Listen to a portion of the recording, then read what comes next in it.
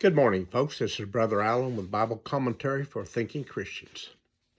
We are continuing the study of the book of Daniel in the Old Testament. And in the last part, the first part of chapter 2, King Nebuchadnezzar had a dream. And no one could interpret the dream. His astrologers, his magicians, his sorcerers. And the king was about to destroy them until Daniel heard about it. And Daniel asked God to reveal to him the interpretation of the dream. So we will begin to read in chapter 2, beginning with verse 31, about what was going on and the interpretation of that dream. I would like to remind you that all of my videos are on my YouTube channel. That's Alan Brooks 3287. And you can go out there and watch all of my commentaries and review them if you would like. But I also have all of my videos on TikTok. That is Alan D. Brooks at TikTok. So if you're interested in Bible study and commentary on many different subjects in the New Testament and the Old Testament, I would invite you to go out to both of my channels, TikTok and YouTube, and listen to those commentaries. Beginning in Daniel chapter 2, verse 31. And here's what it says.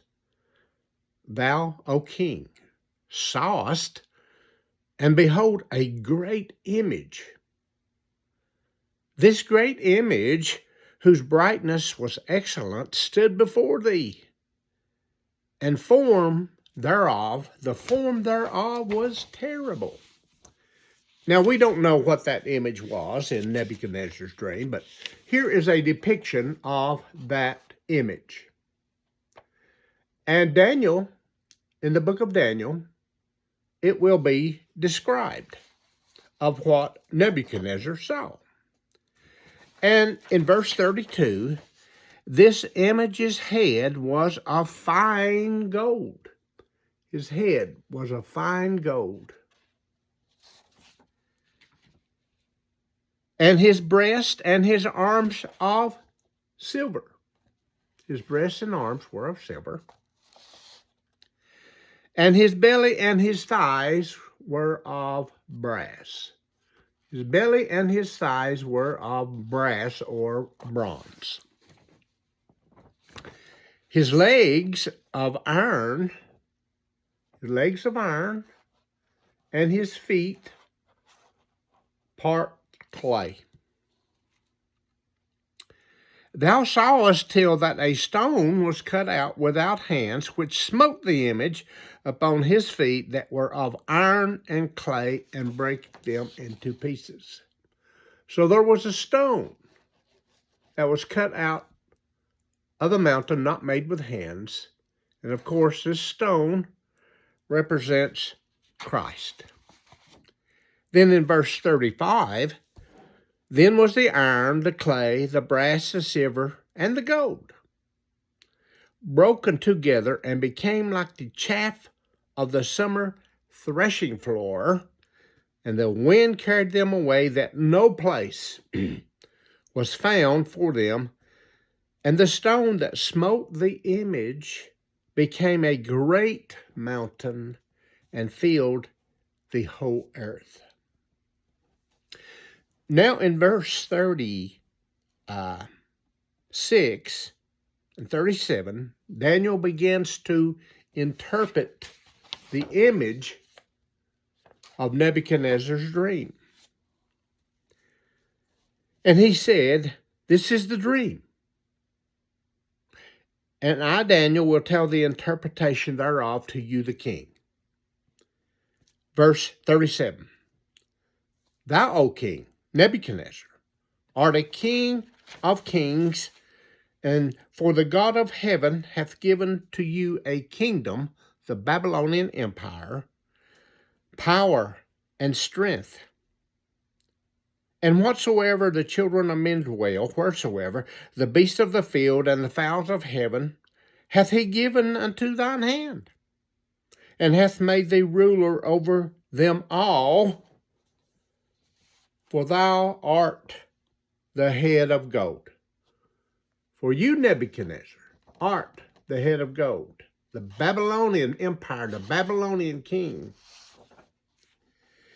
And after these shall rise another kingdom, silver, shall rise another kingdom inferior to thee.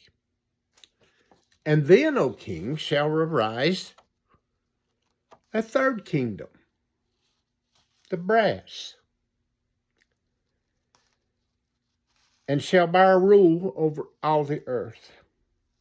And the fourth kingdom of iron and feet of clay shall be strong as iron, it says. For as much as iron breaketh into pieces and subdueth all things, and as iron that breaketh all these shall it break in pieces and bruise. Whereas thou sawest the feet, in verse 41, and toes, part of the potter's clay, and part iron, the kingdom shall be divided, but there shall be in it the strength of iron, forasmuch as thou sawest the iron mixed with miry clay. And as the toes of the feet were part iron and part clay, so the kingdom shall be partly strong and partly broken.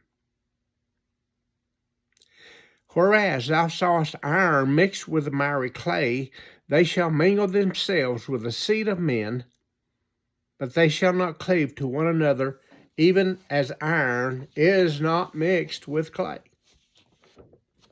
So here in Nebuchadnezzar's dream, we have the image here. And Daniel is saying, you, Nebuchadnezzar, you're the head of gold. But there shall rise another kingdom inferior to thee.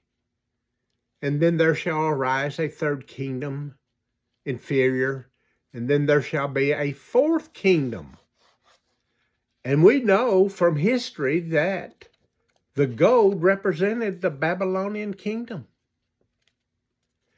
And the Babylonian kingdom was destroyed by the Medo-Persian Empire, which is represented in the silver. And from history, we also know that the brass, the bronze, is the Grecian Empire, which came in and destroyed the Persian Empire. And lastly, this is the kingdom of Rome, which destroyed the Grecian Empire. All of these kingdoms were great kingdoms. But we know that the iron and the feet represent the Roman Empire of Jesus' day, not a future revived Roman Empire. And we're going to discuss that. But there is also, as we read on, in verse 44, here's what Daniel said. In the days of these kings,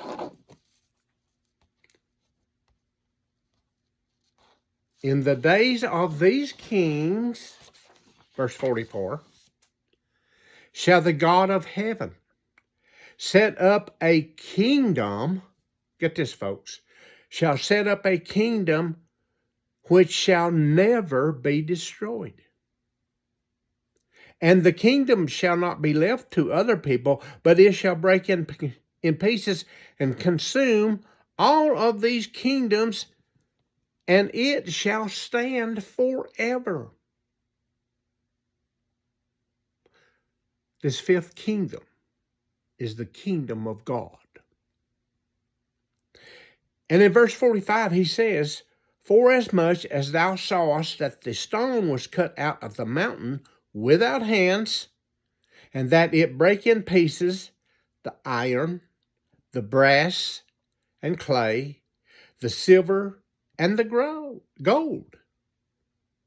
The great God hath made known to King Nebuchadnezzar what shall come to pass hereafter. And the dream is certain, and the interpretation thereof." Then the king of Nebuchadnezzar fell upon his face and worshipped Daniel, and commanded that they should offer an oblation and sweet odors unto him. The king answered unto Daniel and said, "Of a truth it is that your God, Daniel, is a God of gods and the Lord of kings and a revealer of secrets. Seest thou couldst reveal this secret." Then the king made Daniel a great man and gave him many great gifts, and made Daniel a ruler over the whole province of Babylon, and made Daniel the chief of the governors over all wise men of Babylon. Then Daniel requested of the king that he set Shadrach, Meshach, and Abednego over the affairs of the province of Babylon. But Daniel sat in the great gate of the king. This is the vision of Nebuchadnezzar. It is talking about the four great empires: the Babylonian Empire, the Grecian Empire, the Medo-Persian Empire, the Grecian Empire, the Roman Empire of Jesus' day, and finally, the kingdom of God. Later on, I will produce biblical evidence spoken by Jesus in the New Testament that this Roman Empire here is the Roman Empire of Jesus' day, and that is when the kingdom of God would arrive. This is very important.